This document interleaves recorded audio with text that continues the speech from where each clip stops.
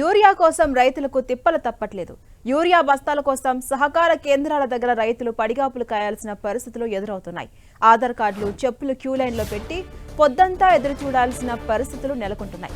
సరిపడా ఎరువులు సరఫరా చేయట్లేదని రైతులంతా కూడా అధికారులపై ఆగ్రహం వ్యక్తం చేస్తున్నారు.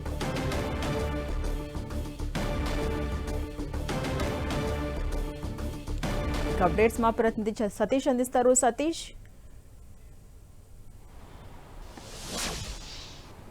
ఝాన్సీ, తెలంగాణలో రైతులకు యూరియా కష్టాలు మొదలయ్యాయి. రైతులకు సరిపడా యూరియా సరఫరా కాకపోవడంతో రైతులంతా కూడా యూరియా కోసం బారులు తీరుతున్న పరిస్థితి. ఇటు తెలంగాణలో ఎక్కువగా యూరియా సరఫరా చేసేది Ramagundam fertilisers chemical corporation limited నుంచి యూరియా సరఫరా జరుగుతుంది. గత 3 ఏళ్లుగా తెలంగాణలో ఈ ఫ్యాక్టరీ నుంచి వెళ్ళి తెలంగాణ రైతాంగానికి యూరియా అందించడం జరుగుతుంది. అయితే ఇందులో కోత విధించడం కారణంగా రైతులకు కొంత యూరియా కష్టాలు ఎదురవుతున్నాయని చెప్పుకోవచ్చు.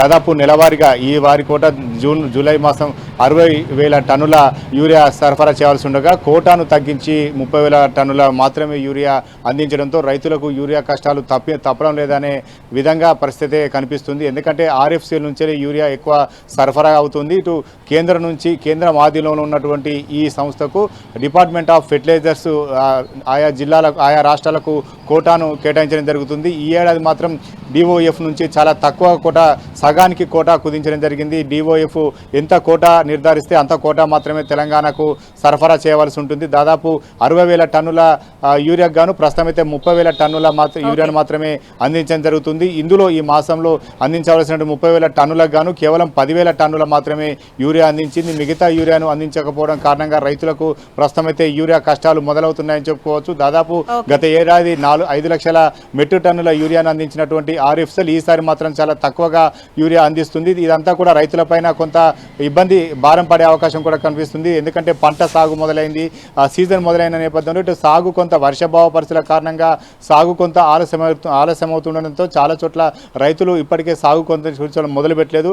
కొన్ని చోట్ల మొదలుపెట్టారు. ఆదిలాబాద్ కావచ్చు, నిజామాబాద్ కావచ్చు, ఇటు వరంగల్ జిల్లాలో కావచ్చు, చాలామంది రైతులంతా సాగు చేపట్టారు. అంతా కూడా రైతులంతా కూడా యూరియా అందడం లేదు.